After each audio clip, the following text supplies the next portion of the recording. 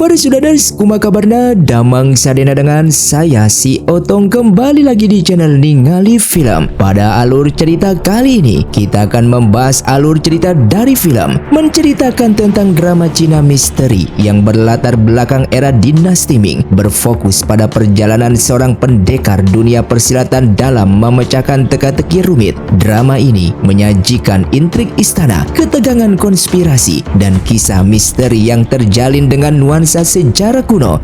Dan tidak usah berlama-lama lagi, mari kita mulai alur ceritanya.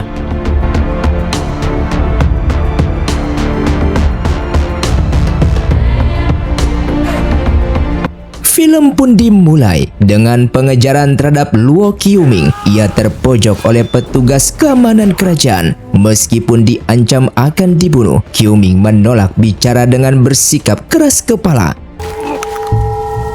Namun di saat tertangkap, hal mengerikan pun terjadi. Seekor serangga merayap keluar dari mulutnya dan ia mati seketika. Kepala petugas keamanan kerajaan yang bernama Lin Feng mencurigai adanya penggunaan ilmu racun. Kasus ini menjadi rumit karena Luo Qiuming adalah satu-satunya petunjuk dalam kasus penyelundupan biji besi. Kematiannya yang aneh menunjukkan ada kekuatan besar yang mengendalikannya dari balik layar.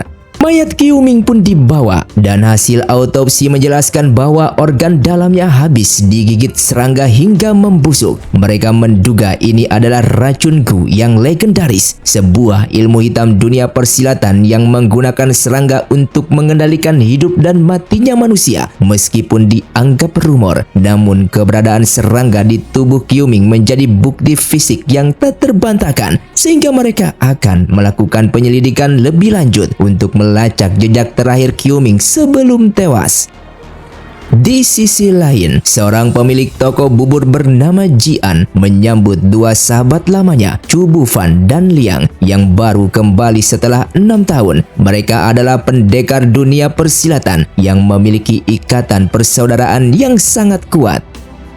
Sambil menikmati bubur, mereka berbagi cerita. Jian kini hidup tenang sebagai pemilik toko bubur dan sering melakukan kebijakan di Aula Xiaoshan yang merupakan panti asuhan anak-anak jalanan. Sementara Chu Bufan datang ke Tongzhou dengan tujuan mencari pandai besi hebat untuk menempa senjatanya, sehingga Jian merekomendasikan seorang ahli pandai besi yang bernama Sika kepada Chu Bufan. Petugas keamanan kerajaan juga bergerak menuju toko pandai besi Sika, mencurigai tempat itu sebagai lokasi transaksi biji besi ilegal. Di saat yang sama, wanita misterius menyerang dan ingin membunuh Sika.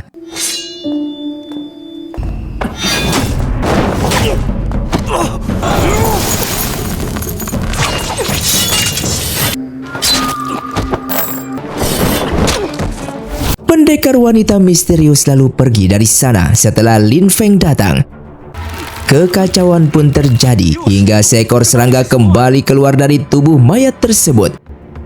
Chu Bufan yang berada di lokasi kejadian hampir ditangkap karena dianggap sebagai kaki tangan Sika. Namun dengan tenang, Chu Bufan menjelaskan kalau fenomena tersebut bukan mayat hidup, melainkan reaksi saraf otot yang dipicu oleh racun serangga meskipun orangnya sudah mati. Pengetahuan Chu Bufan yang luas membuat Lin Feng terkesan sekaligus waspada. Meskipun Chu Bufan adalah pendekar terkenal, Lin Feng memberikan peringatan keras. Oleh karena itu, Chu Bufan dilarang meninggalkan Tongzhou hingga kasus ini tuntas. Jika ia berani kabur, akan mengeluarkan perintah untuk membunuhnya. Dua petugas keamanan, Lin Feng dan Li Qiang, menginterogasi Chu Bufan. Meskipun Chu Bufan bersikeras ia tidak bersalah dan hanya ingin hidup tenang, namun Lin Feng tidak bisa melepaskannya begitu saja karena kasus ini menyangkut keselamatan rakyat dan rahasia kerajaan. Hingga pada akhirnya, Chu Bufan menawarkan diri untuk bekerja sama membantu penyelidikan demi membersihkan namanya. Lin Feng lalu memerintahkan penyelidikan ulang di toko pandai besi milik Sika dan mereka menemukan beberapa petunjuk penting, yaitu ditemukan sampel biji besi berkualitas tinggi dan biji sulfur, bahan dasar bubuk mesiu. Di sana juga terdapat daftar nama. Sebuah catatan transaksi rahasia ditemukan menyebutkan nama Suoyun yang diduga sebagai dalang atau kunci dari penyelundupan material militer ini. Tubuh Fan melakukan penyelidikan mandiri dan menemukan informasi mengejutkan yang disembunyikan Sika sebelum mati. Informasi tersebut berkaitan dengan Lin Feng dan terutama istrinya. Chu Bufan kemudian mengunjungi rumah Lin Feng dengan alasan memberikan hadiah lukisan. Di sana, ia mengamati gerak-gerik Nyonya Lin saat makan malam bersama. Chu Bufan memuji kemahiran Nyonya Lin dalam menggunakan pisau dapur yang ia anggap luar biasa untuk ukuran ibu rumah tangga. Suasana makan malam menjadi ajang adu taktik mental. Chu Bufan mulai bercerita tentang pengalamannya di dunia persilatan, termasuk tentang tanaman obat Chong Lau yang dipercaya bisa mengusir binatang buas dan serangga beracun. Cerita ini sebenarnya adalah sindiran atau kode mengenai serangga beracun yang ditemukan di TKP. Chu Bufan mencoba memancing reaksi Nyonya Lin untuk melihat apakah dia terlibat dalam sekte rahasia atau konspirasi penyelundupan yang sedang mereka selidiki. Di sini Chu Bufan mulai mencurigai bahwa istrinya Lin Feng bukanlah warga biasa dan istri Lin Feng ternyata adalah seorang pembunuh bayaran yang sangat terampil bernama Suoyun dari suku Jurchen. Ia memiliki teknik pedang unik dari sekte pedang emas yang mengincar paru-paru lawan agar korban tidak bisa berteriak. Bahkan sekte tersebut juga menggunakan metode kejam untuk mengendalikan orang menanamkan serangga beracun ke dalam tubuh. Oleh karena itu, Chu mendatangi Yin King Mo dan mengungkapkan bahwa ia tahu rahasianya. Di sini Chu tidak ingin menghancurkan keluarga mereka, namun ia justru meminta bantuan Yin King Mo untuk menemukan dalang penyelundupan biji besi agar ia bisa membersihkan namanya sendiri. Yin King Mo pun menyetujuinya karena bagaimanapun juga ia tidak ingin suaminya mengetahui identitasnya, dan begitupun dengan dirinya sendiri yang tidak mengetahui kalau suaminya merupakan kepala pasukan pengawal Shenzhou yang sedang menyamar untuk menyelidiki penyelundupan biji besi dan sulfur yang mengancam stabilitas kekaisaran. Lalu tak lama kemudian mereka pun diserang oleh sekelompok pasukan misterius.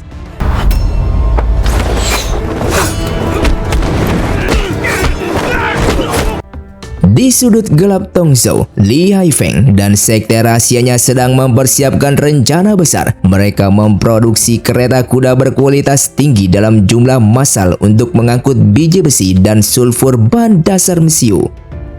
Li Haifeng adalah orang yang kejam. Ia berencana membakar seluruh bengkel dan membunuh para pengrajin setelah pengiriman selesai untuk menghilangkan jejak. Mereka juga menyadari bahwa pembunuh yang membunuh agen mereka yaitu Yin King Mo. Lin Feng tetap menjaga rahasianya dari sang istri. Begitu pula sebaliknya, mereka berdua hidup dalam kepura-puraan sebagai warga biasa. Sementara itu, Chu Bufan yang berpura-pura menjadi Lin Feng bertemu dengan Zhao Ruoting, putri bangsawan kaya, saat mereka bekerja sama menyelamatkan seorang anak kecil dari penculik. Ruoting yang sangat teliti menyadari bahwa Lin Feng berbohong tentang identitasnya. Chu akhirnya mengaku nama aslinya adalah Chu Bufan dari kediaman Ying Tian. Ruoting merasa Chu memiliki rahasia besar yang belum terungkap, namun dia tetap tertarik pada kepribadian Chu yang sangat misterius. Singkatnya, esok hari pun tiba. Lin Feng bersama Chu Bufan telah memantau pola transaksi musuh selama berhari-hari. Mereka menemukan bahwa para penyelundup menyamar sebagai biksu dan menggunakan jadwal belanja kebutuhan kuil sebagai kedok untuk mengangkut biji besi keluar. Terjadi penangkapan di lokasi, namun dalang utamanya masih menjadi target interogasi untuk mengetahui rencana besar mereka. Identitas asli istri Lin Feng, Yin King Mo, kini benar-benar terikat oleh masa lalunya. Li Haifeng mengancam akan membantai semua orang yang dicintai Yin King Mo jika menghalangi jalannya. Dan ternyata Yin King Mo dulunya bagian dari sekte mereka, sekte pedang emas.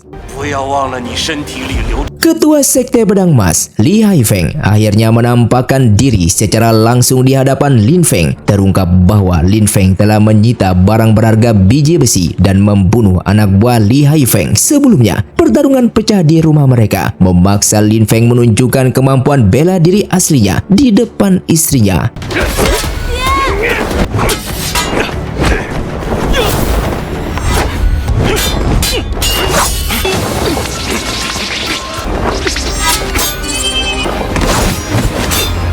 Di tengah kekacauan pertarungan, tujuan Li Haifeng bertarung dengan Lin Feng ternyata bukan membunuh sang kepala pengawal, melainkan mengambil anak mereka.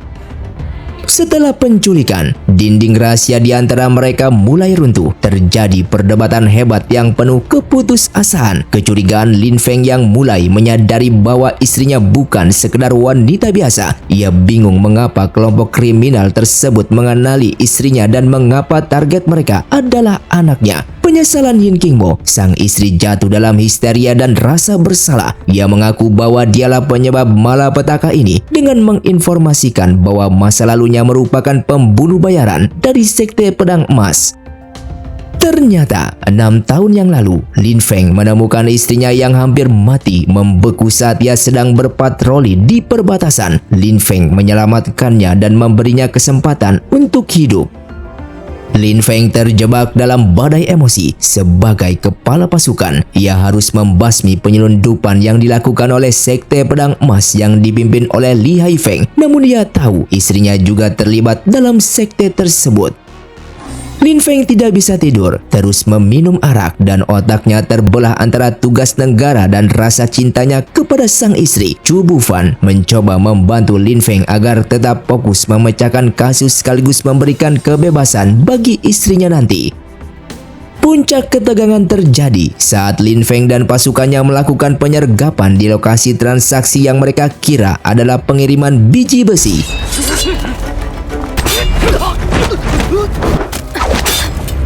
Di tengah situasi tegang, mereka saling melempar tuduhan. Istrinya menyindir Lin Feng yang berpura-pura menjadi warga biasa, sementara Lin Feng kecewa karena istrinya kembali menjadi seorang pembunuh.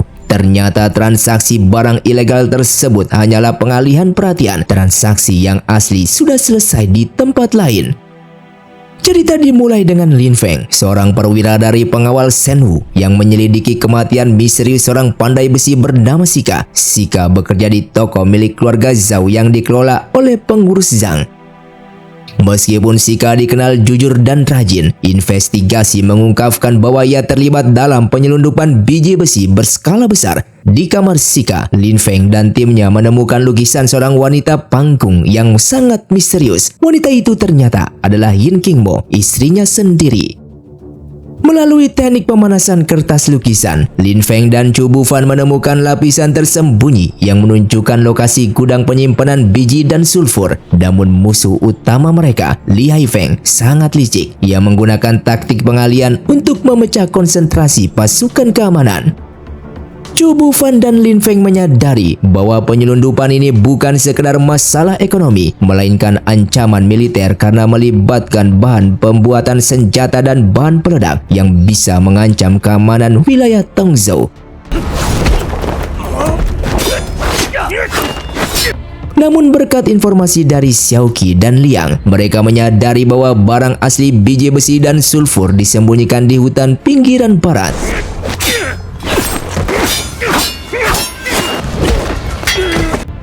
Di hutan, Li Haifeng menyandra anak Lin Feng. Ia menggunakan penyanderaan tersebut untuk menekan Yin Qingmo agar kembali menjadi pembunuh.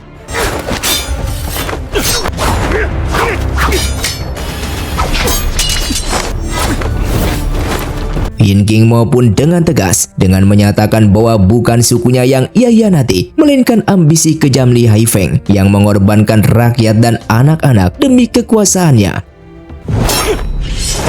Dalam pertempuran sengit tersebut, Li Haifeng mencoba menghancurkan obat penawar racun milik anak Lin Feng yang kini sedang keracunan, dan hal tersebut membuat Yin Qingmo putus asa. Namun berkat bantuan Lin Feng, Chu Bufan dan pasukan, Li Haifeng berhasil dikalahkan. Chu Bufan lalu membawa obat penawar yang diracik oleh Dewa Obat. Atas bantuan Nona Zhao Ruoting, obat tersebut berhasil menyembuhkan anak Lin Feng dari racunnya. Kini Lin Feng sepenuhnya menerima masa lalu istrinya. Ia berjanji akan melindungi keluarga mereka dari badai apapun di masa depan. Begitupun dengan Lin Qingmo merasa bersyukur karena Lin Feng memberinya kesempatan untuk hidup sebagai manusia baru yang bahagia, bukan sebagai mesin pembunuh. 让我们并肩走下去。 Di sisi lain, dengan suasana tenang di sebuah pameran lukisan, namun ketenangan itu pecah ketika seorang wanita bernama Lan Xin tiba-tiba mengamuk dalam kondisi histeris. Ia berteriak menuntut balas dendam. Kejadian ini mengisyaratkan bahwa meski masalah penyelundupan biji besi telah selesai, namun ada dosa masa lalu atau misteri baru yang melibatkan tokoh-tokoh di lingkungan tersebut.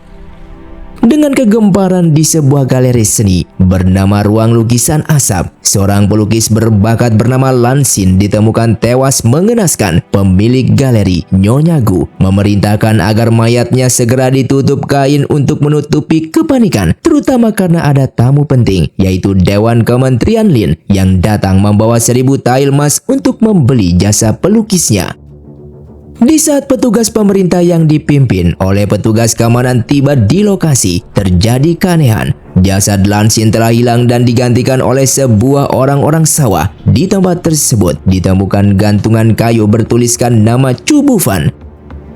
Meskipun Chu Bufan dikenal sebagai sosok pendekar yang berjasa, pemerintah memberikan tekanan agar ia ditangkap dalam waktu 3 hari atas tuduhan pembunuhan. Chu Bufan yang asli terkejut mendengar dirinya menjadi buronan. Ia menyadari ada seseorang yang mencoba menjebaknya untuk menyelidiki kebenaran. Ia menyamar sebagai asisten lukisan baru di Ruang Lukisan Asap. 这个 Dari percakapannya dengan pekerja lain, terungkap sisi gelap galeri tersebut. Para pelukis wanita di sana bukan sekedar seniman, melainkan sering dijadikan persembahan atau selir bagi para pejabat dan bangsawan dengan harga tinggi. Tempat tersebut sebenarnya adalah kedok untuk transaksi yang lebih gelap, prostitusi terselubung, atau perdagangan manusia. 是不会把我家姑娘送到这里来的。 Chu Bufan menemukan petunjuk berupa tanda bahwa Lan Xin pergi ke pasar hantu, sehingga ia pergi ke pasar gelap tersebut untuk mencari tahu tentang jenis obat tertentu yang mungkin berkaitan dengan kematian Lan Xin. Namun ia mendapati bahwa penjual obatnya pun sudah tewas.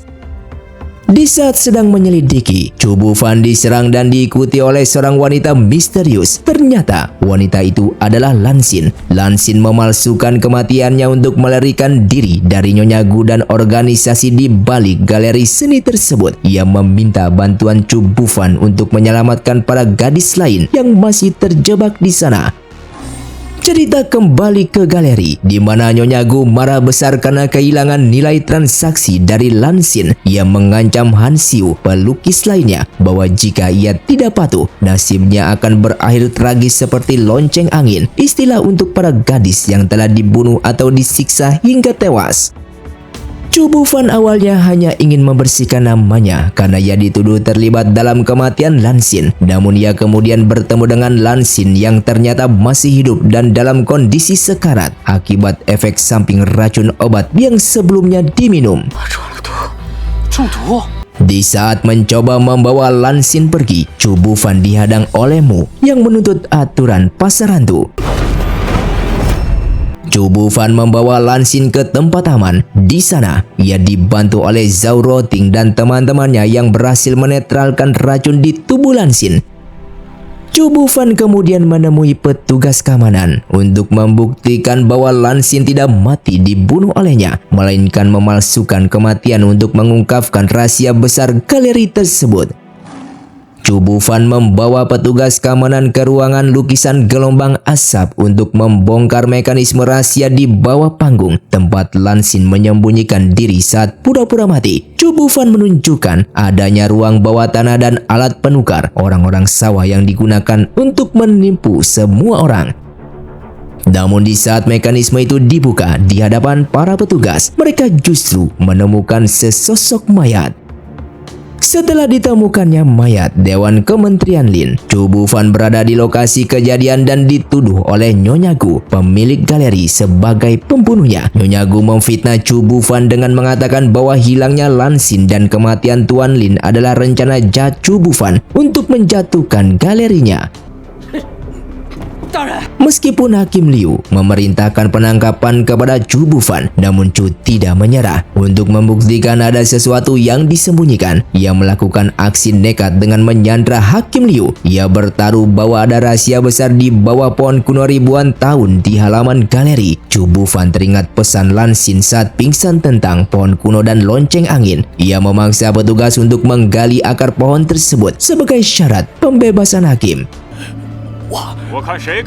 Di tengah ketegangan, Lin Feng yang merupakan bagian dari pengawal Shenzhou datang. Ia memberikan tekanan hukum dengan menyatakan bahwa kematian Dewan Kementerian Lin adalah masalah kenegaraan yang sangat serius. Oleh karena itu, ia meminta pasukannya untuk mengecek pohon tersebut seperti apa yang dikatakan oleh Chu Bufan.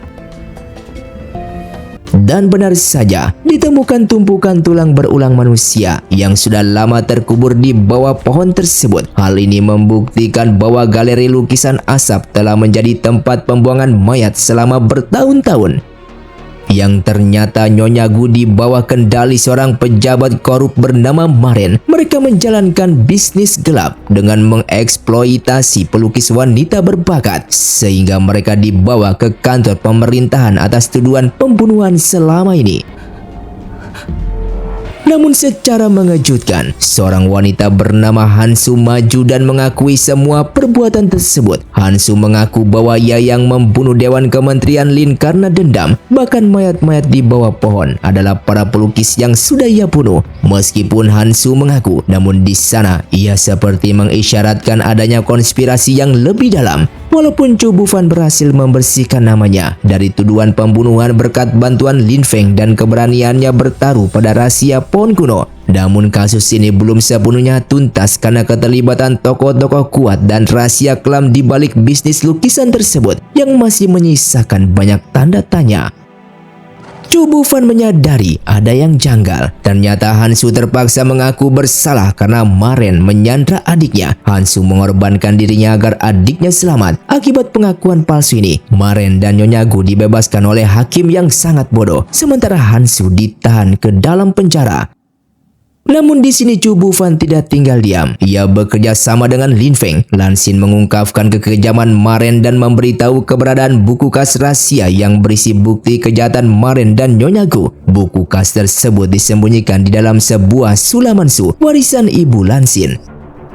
Namun sulaman su tersebut ternyata sudah diserahkan kepada penguasa pasar hantu bernama Mu sebagai syarat perlindungan dari mereka, sehingga Chu Bufan dan Lin Feng harus pergi ke tempat berbahaya tersebut untuk mengambilnya. Di sini Chu Bufan dibekali pil penguat kemampuan oleh rekannya untuk berjaga-jaga. Di pasar hantu, Mu awalnya menolak menyerahkan sulaman tersebut, namun Lin Feng menggunakan identitasnya sebagai pejabat militer tinggi untuk menekan Mu.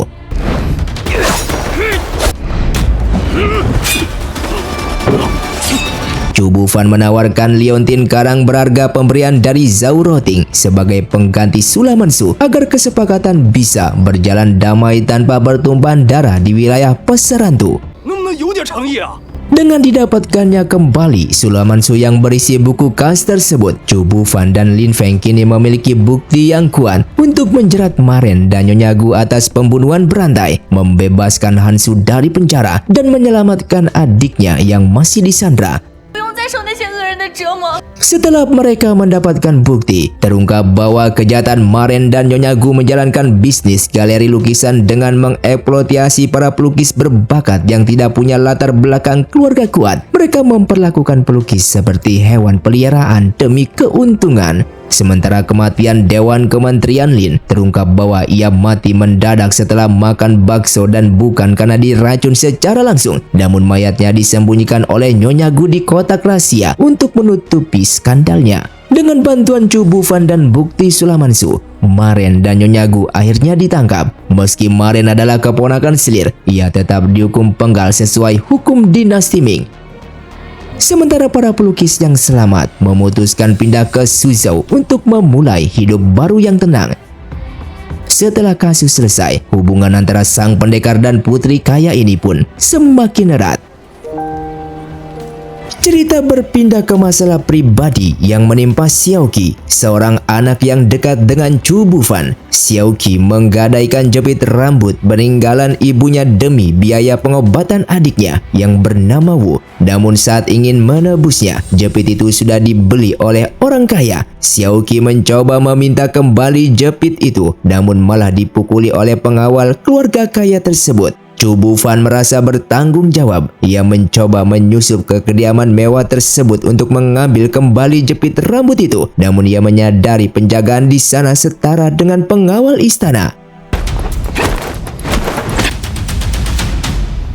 Setelah pertemuannya dengan Chu Bufan di kedai bubur, Zhao Routing menghilang dari rutinitasnya. Chu Bufan yang khawatir mencari tahu identitas asli Routing dan terkejut mengetahui bahwa dia adalah putri dari Zhao Bao, pengusaha terkaya di Tongzhou. Kabar duka menyebar bahwa Zhao Manbao ditemukan tewas terbunuh di dalam kamarnya yang terkunci. Pemerintah segera menutup kediaman Zhao, melarang siapapun keluar masuk untuk penyelidikan. Di sana, ia bertemu Routing yang sedang berduka namun berusaha tetap tegar. Routing mengungkapkan bahwa malam sebelum kematian ayahnya, banyak wajah asing yang muncul di rumah mereka. Setelah itu, ketegangan di kediaman Zhao pun dimulai. Petugas Li menyudutkan Chu Bufan yang muncul tiba-tiba di lokasi kejadian. Chu Bufan dicurigai ingin menghapus jejak atau terlibat dalam kematian Tuan Zhao. Namun Chu Bufan berdalih ia datang sebagai teman Zhao Routing, putri Tuan Zhao, untuk membantu penyelidikan ini. Terungkap bahwa Chu Bufan memang pernah menerobos masuk sebelumnya, namun tujuannya bukan membunuh. Bersama seorang pengawal bernama Qiming, ia mencoba mengambil kembali tusuk konde milik ibu seorang anak pengemis yang bernama Xiaoqi yang diambil secara paksa oleh Tuan Zhao. Chu Bufan mengaku saat ia masuk ke kamar Tuan Zhao malam itu, ia melihat seseorang sudah terbaring di meja, diduga pingsan karena asap bius. Lalu ia segera pergi setelah mengambil tusuk konde tersebut. Seorang pria bernama Wang Er awalnya mengaku sebagai kerabat pengurus Zhang, namun di bawah tekanan investigasi ia membongkar identitas aslinya. Ia bukan kerabat Zhang, melainkan seorang karyawan toko obat yang disewa untuk mengawasi pengurus Zhang. Di saat itu, ia bersembunyi di dalam lemari di kamar Tuan Zhao setelah Chu Bufan pergi. Dari dalam lemari, ia melihat Tuan Zhao sudah tewas dan kemudian mendengar seseorang mengetuk pintu dan masuk ke kamar tersebut. Ketegangan memuncak saat pengurus Zhang, orang kepercayaan keluarga Zhao, dipaksa bicara di depan Chu Bufan dan Zhao Routing. Zhang akhirnya membuka jati dirinya yang sebenarnya. Zhang Sui sebenarnya adalah putra keluarga kaya dari Yingtian yang hancur karena malapetaka. Ia memiliki kekasih masa kecil bernama Linglan. Setelah bertahun-tahun di militer, Zhang menemukan bahwa Linglan telah menikah dengan Zhao Manbao karena hutang keluarga. Demi melindungi Linglan, Zhang menyamar menjadi pengawal di kediaman Zhao dan ia melihat betapa buruknya perlakuan Tuan Zhao terhadap Linglan. Zhang Sui juga mengungkapkan rahasia bahwa Zhao Routing bukanlah anak kandung Tuan Zhao, melainkan anak dari hubungannya dengan Linglan. Kematian Linglan dalam kebakaran toko kain beberapa tahun lalu membuat Zhang hancur. Ia bertahan hidup hanya demi melindungi Routing agar bisa tumbuh bebas dan bahagia tanpa mengetahui kekejaman ayahnya. Saat itu Zhang menggunakan racun air mata hantu yang tidak berwarna dan tidak berbau yang dicampurkan ke dalam air saat Tuan Zhao meminum obat, dan racun ini membuat kematian tampak alami. Zhang Sui menyatakan dia tidak akan lari dan siap memberikan jawaban, namun ia hanya mau berbicara di depan Chu Bufan. Ia merasa tugasnya melindungi Routing sudah selesai, meski ia menyimpan dendam bahwa Tuan Zhao lah yang sebenarnya menyebabkan kematian Linglan. Singkatnya, beberapa hari kemudian, Cerita beralih dengan kemeriahan pesta ulang tahun Tuan Situ, seorang saudagar bahan makanan terpandang di Tongzhou. Di tengah perjamuan, Tuan Situ mengumumkan bahwa putrinya, Situ Chen Yun, dan menantunya Andruo akan resmi mengambil alih bisnis keluarga. Namun suasana bahagia berubah drastis di saat Chen Yun tiba-tiba muntah darah dan meninggal seketika di hadapan para tamu.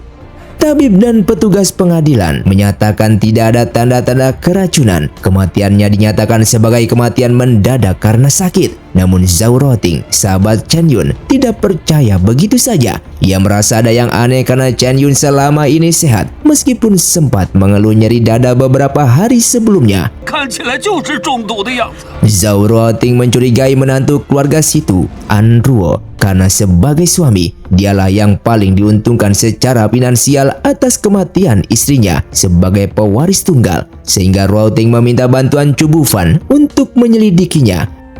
你怎么来了？ Di sana Chu Bufan menemukan daftar menu mewah di ruang baca yang dikonsumsi Chen Yun sebelum meninggal. Menu tersebut terdiri dari bahan-bahan mahal. 为什么要从别家采买？ Chu Bufan menyamar menjadi pembeli untuk melacak sumber bahan makanan tersebut ke pasar. Ia menemukan kejanggalan di toko produksi air Tongjiang. Chu Bufan menyadari bahwa urat rusa yang dijual memiliki warna yang lebih gelap dan aroma yang berbeda dari biasanya. Chu Bufan memasak kembali semua hidangan yang dimakan Chen Yun dan menyajikannya kepada teman-temannya untuk menguji rasa dan efeknya. Ia menyimpulkan bahwa kunci kematian Chen Yun bukan pada racun biasa yang terdeteksi tabib, melainkan pada kombinasi bahan makanan atau kualitas bahan tertentu yang dikonsumsi secara terus-menerus. 今日这些菜品的食谱， Chu Bufan dan timnya berhasil memecahkan misteri kematian Nona Situ. Mereka menemukan bahwa penyebabnya bukanlah racun biasa yang terdeteksi koroner, melainkan bunga hantu. Obat ini tidak meninggalkan jejak racun, namun menyebabkan kecanduan hebat dan perlahan merusak organ hingga menyebabkan kematian yang terlihat alami. Bubuk bunga ini dicampurkan ke dalam bahan makanan seperti teripang, sehingga korban mengkonsumsinya tanpa sadar dalam jangka panjang. Chu Bufan mencoba mencari sumber bunga terlarang ini di pasar obat, namun kehadirannya tercium oleh musuh. Di saat Chu Bufan sedang menyelidikinya, rumahnya lalu diserang dan Zhao Roting diculik. 快去屋中看看若婷。 Chu Bufan berhasil menemukan lokasi penyekapan. Musuh menggunakan asap bunga hantu untuk membuat mereka berhalusinasi, namun Chu Bufan berhasil menyelamatkan Roting tepat waktu. 呛死我了！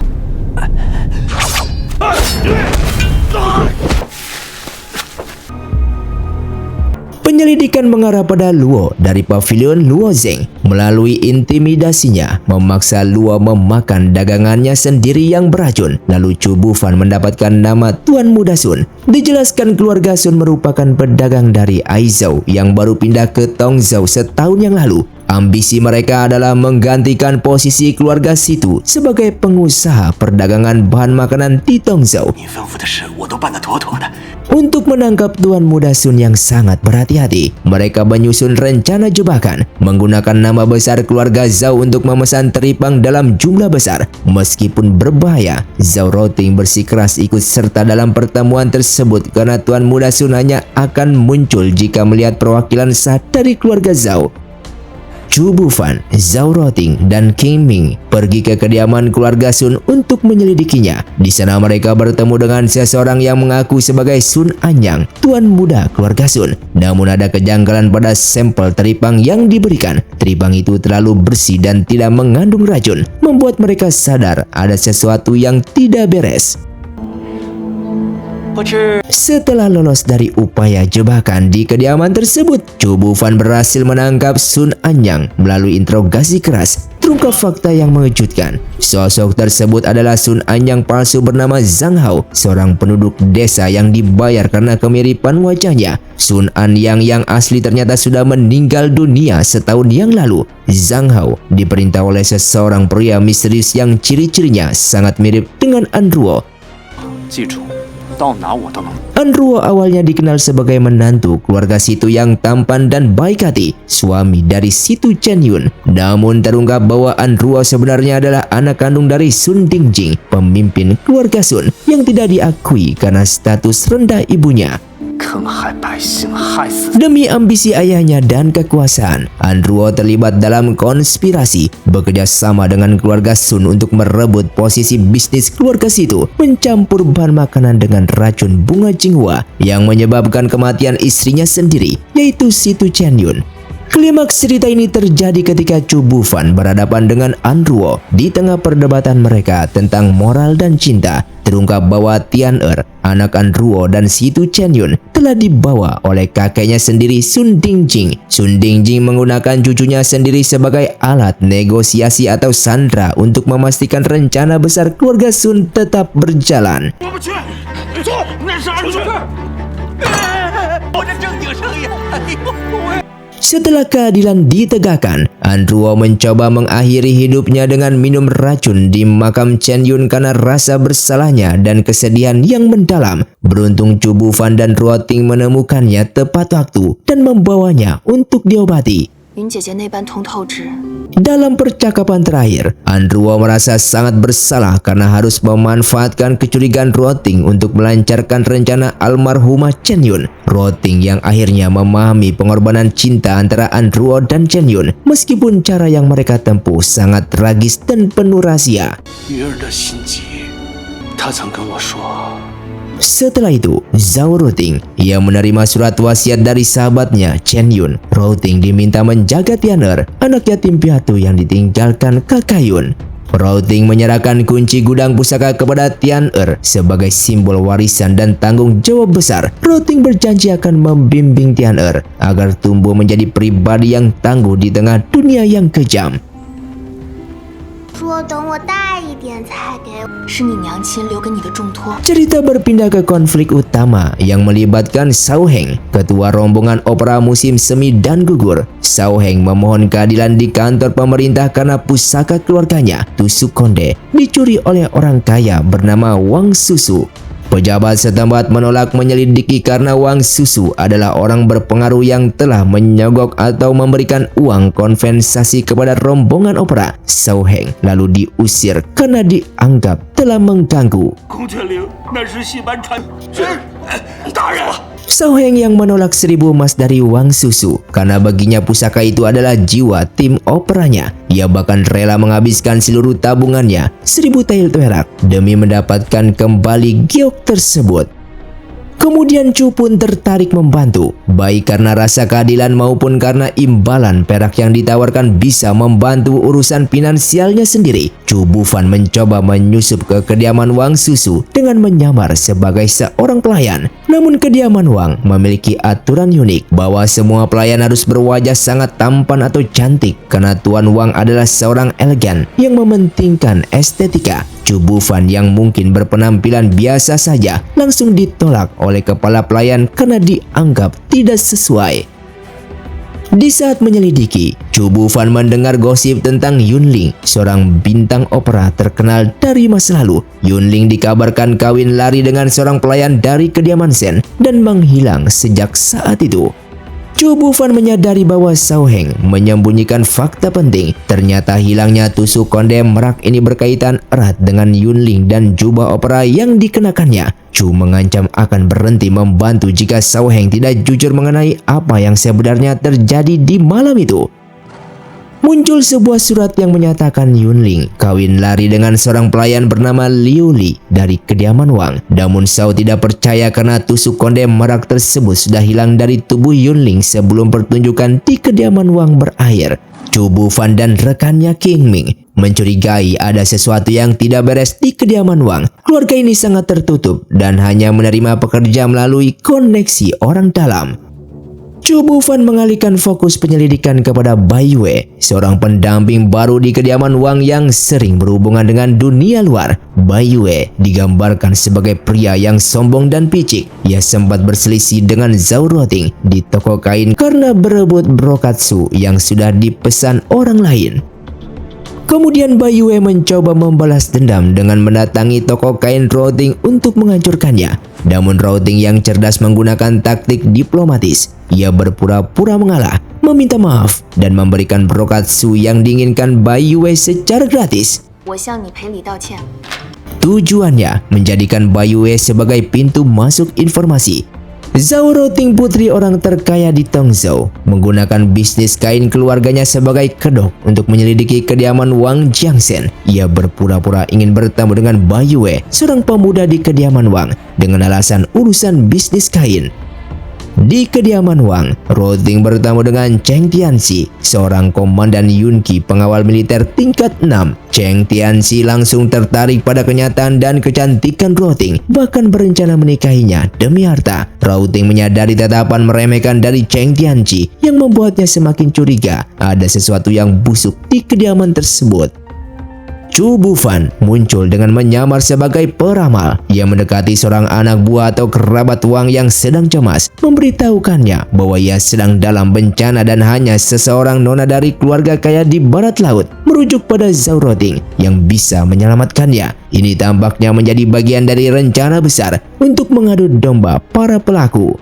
Di malam harinya, terungkaplah kenyataan pahit. Bai Yue bukan sakit, melainkan disiksa secara brutal. Wang Jiangsen hanyalah perantara. Ia menyerahkan pria dan wanita muda yang cantik kepada Cheng Tianxi untuk mendapatkan perlindungan bisnis dan militer. Cheng Tianxi adalah seorang predator seksual sadis yang hobi menyiksa tawanan mudanya. Bai Yue merasa seperti binatang peliharaan yang menunggu mati. Penyelidikan ini mengarah pada hilangnya Yunling. Diduga kuat narasi kawin lari yang beredar di masyarakat hanyalah karangan untuk menutupi fakta bahwa Yunling menjadi korban penyiksaan Cheng 我 Tianxi. 丈夫虽有些没落， Terungkap bahwa Cheng Tianxi memiliki kebiasaan keji. Setelah menyiksa korbannya hingga mati, ia membakar barang pribadi mereka di dalam wadah. Ia percaya ritual ini bisa mencegah arwah korbannya kembali untuk menuntut balas. Jepit rambut merak milik Yunling diduga kuat telah dimusnahkan dengan cara ini.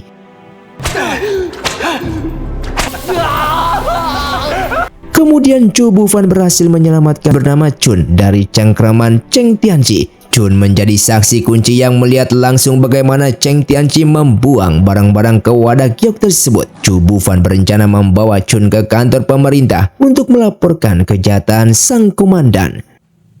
Meskipun Chu Bufan awalnya mencoba bergerak sendiri agar tidak melibatkan Routing justru datang membawa bantuan di saat kritis. Ia menawarkan perlindungan di kediaman Zhao yang aman dari jangkauan militer biasa.